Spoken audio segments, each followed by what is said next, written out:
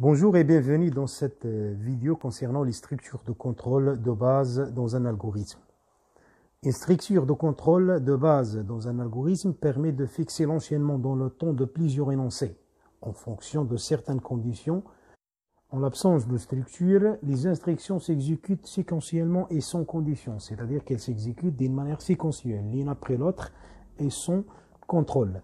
On distingue deux catégories de structures. Les structures conditionnelles permettent de choisir entre deux ou plusieurs énoncés en fonction du résultat d'un test. Structures répétitives permettent d'exécuter un certain nombre de fois le même énoncé, c'est une boucle dans le programme. Les tests réalisés sur ces structures portent sur des conditions qui peuvent être soit vraies, soit fausses. Souvent, les problèmes informatiques nécessitent l'étude de plusieurs situations qui ne peuvent pas être traitées par les séquences d'actions simples, puisqu'on a plusieurs situations et qu'avant l'exécution, on ne sait pas à quel cas de figure on aura exécuté. Dans l'algorithme, on doit prévoir tous les cas possibles. Le langage algorithmique propose des structures de contrôle conditionnelles standards qui sont l'alternative complète, l'alternative incomplète, l'alternative imbriquée et l'alternative multiple. Commençons par l'alternative simple. Si, alors, sinon. Il s'agit d'un aiguillage à deux voies, l'une étant empruntée si la condition des tests est vraie, l'autre voie si la condition est fausse.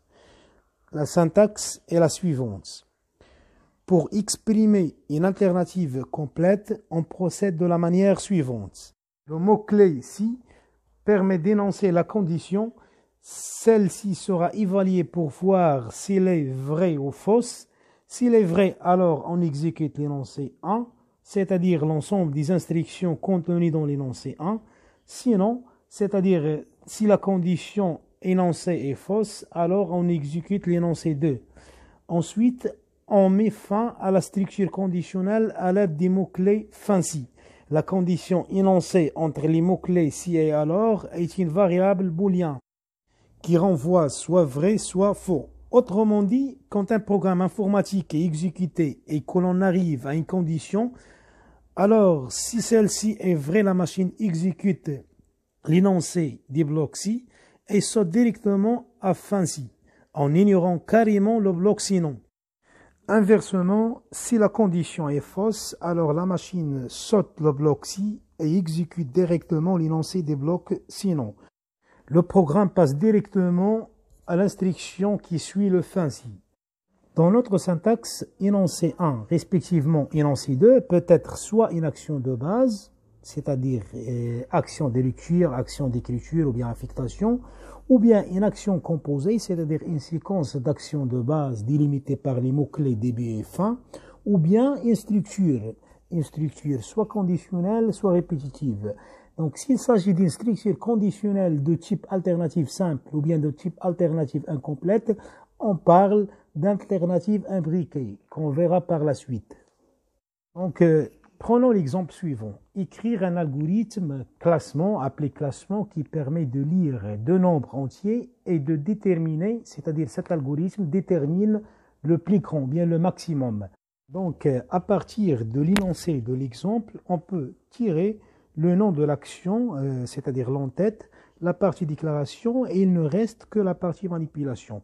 Donc l'algorithme va porter le nom classement. Les variables à déclarer sont deux entiers A et B, donc deux variables de type entier. Le traitement à effectuer, c'est de comparer les variables A et B. Donc, voici l'algorithme classement qui fait la comparaison de deux nombres ou bien qui affiche le maximum de deux nombres. Donc, l'entête, c'est algorithme classement, ça c'est le nom de l'action.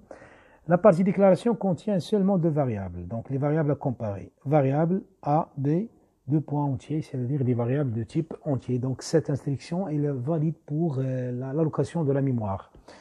Donc, dans la partie manipulation, on commence par l'instruction écrire, saisir deux entiers A et B. Lors de l'exécution de cette instruction, la machine affiche bêtement bien le message « Veuillez saisir deux entiers A et B » tel qu'il est. Ensuite, lors de l'exécution de l'instruction « Lire AB », la machine donne la main à l'utilisateur pour qu'elle puisse saisir deux entiers. Ensuite, il passe à la comparaison. Donc, si A est supérieur strictement B, alors l'ordinateur va afficher la valeur de la variable A est plus grand que la valeur de la variable B. N'oubliez pas que tout ce qui est entre apostrophes s'affiche bêtement. Sinon, dans le cas contraire, lorsque la condition n'est pas vérifiée, c'est-à-dire sa valeur est fausse, l'ordinateur va afficher le message suivant. La valeur de la variable B est plus grande que la valeur de la variable A. Fin 6, c'est pour indiquer la fin de la structure conditionnelle. Finalement, l'ordinateur affiche le message ou bien le texte au revoir tel qu'il est, bêtement, sans aucun traitement, puisqu'il est placé entre deux simples cotes. Dans une structure alternative simple, la partie sinon ou bien le bloc sinon n'est pas obligatoire quand elle n'existe pas et que la condition est fausse. Aucun traitement n'est réalisé. Dans ce cas, on parle de l'alternative incomplète.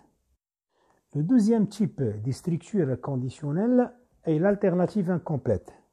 Dans certains cas, ou bien dans certaines situations, on ne désire rien faire si la condition est fausse. Alors, dans ce cas, on supprime la partie sinon et on note si, donc le mot-clé si permet d'énoncer la condition, celle-ci sera évaluée pour voir s'il est vrai ou fausse.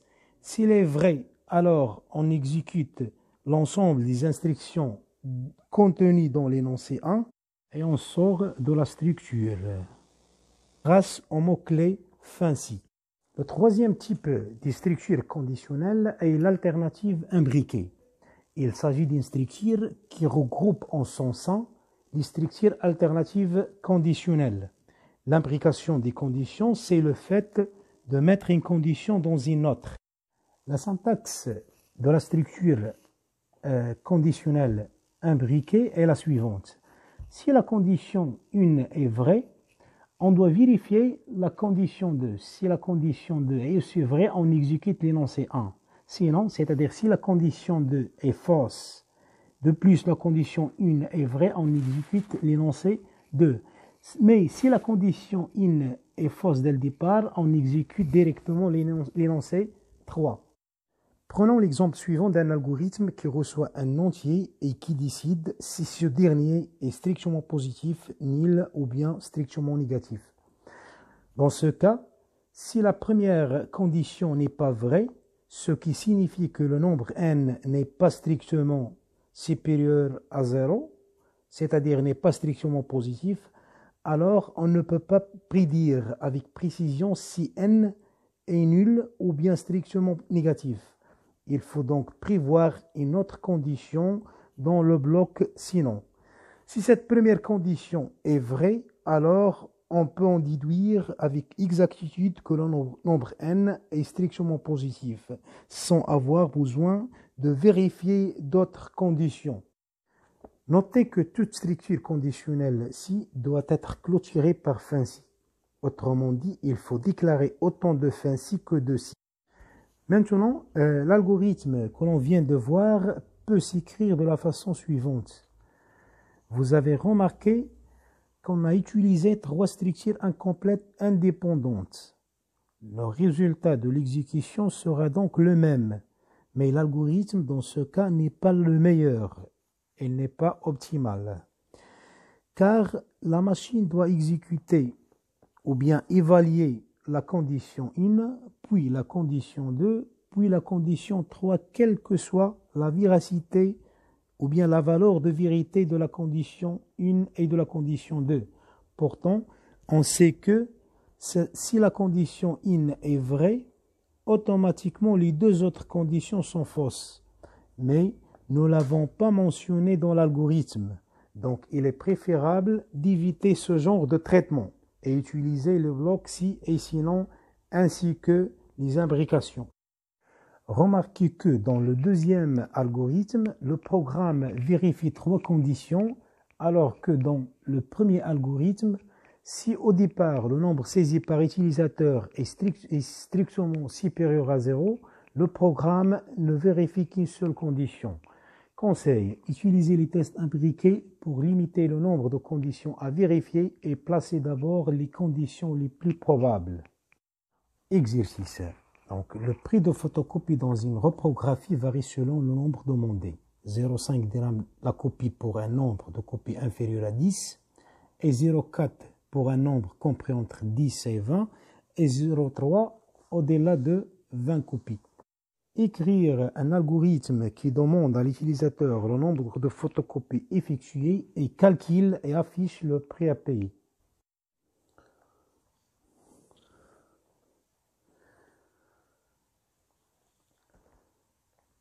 Voici la réponse.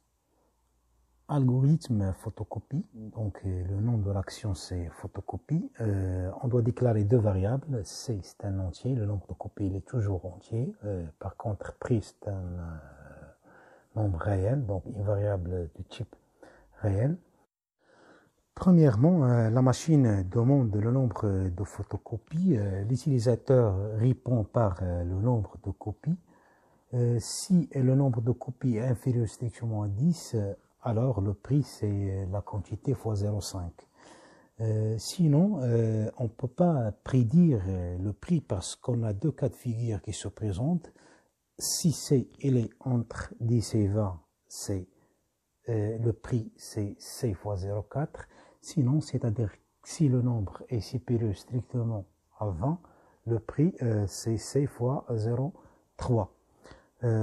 On sort de la structure, ensuite on affiche le prix payé et prix. Le quatrième type de structure conditionnelle est la structure conditionnelle à choix multiples ou structure sélective. Cette structure constitue une autre façon d'exprimer la structure conditionnelle imbriquée vue précédemment. Lorsque le nombre de cas est assez grand, un programme avec une structure imbriquée devient un peu lourd à écrire puisqu'il renferme beaucoup d'imbrications. Dans ce genre de situation, il semble plus judicieux de se servir de la structure conditionnelle à choix multiples. En effet, cette structure se comporte presque de la même façon qu'une structure alternative imbriquée, c'est-à-dire qu'elle traite juste le cas qui est vrai et ignore les autres cas, mais elle est plus facile à représenter. La structure à choix multiples est représentée de la manière suivante. K, expression, vont. En fait, expression représente généralement une variable. Cette variable peut avoir plusieurs valeurs et selon la valeur qui lui est attribuée, un traitement différent s'ensuit. Par exemple, si la valeur de la variable expression est valeur 2, c'est l'énoncé 2 qui sera exécuté. Si la valeur de la variable expression est valeur 1, c'est l'énoncé 1 qui sera exécuté. De même, si la valeur de la variable expression c'est valeur n, c'est l'énoncé n qui sera exécuté. Si aucune des valeurs prévues n'est attribuée à expression, alors le bloc autre est exécuté, c'est-à-dire qu'un traitement que l'on appelle traitement par défaut sera fait. Comme déjà expliqué, expression peut être une simple variable ou pouvant intervenir d'autres variables. Si la valeur de la variable expression est valeur i, c'est le bloc contenant l'énoncé i qui sera exécuté et tous les autres blocs seront ignorés. Voici un exemple de la structure à choix multiples, un algorithme qui détermine le jour d'une date. Algorithme jour d'une date, variable JMA, formule choix sont des entiers. Donc la machine demande à l'utilisateur de saisir la date sous forme de JMA, le jour, le mois et l'année.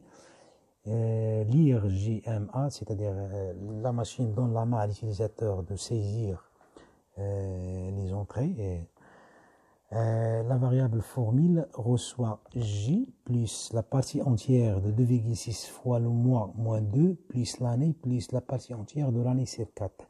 Rappelons que la partie entière d'un nombre réel x est le plus grand nombre entier relatif inférieur à x. Par exemple, la partie entière de 4,5 est 4, la partie entière de 0,1 est 0, la partie entière de moins 1,2 c'est moins 2.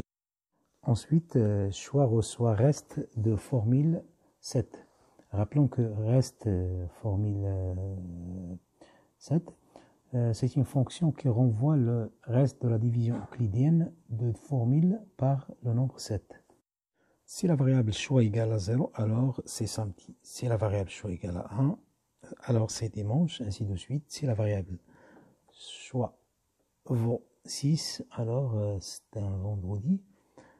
Sinon, il s'agit de saisie erronée. Et vous pouvez vérifier vous-même par la date.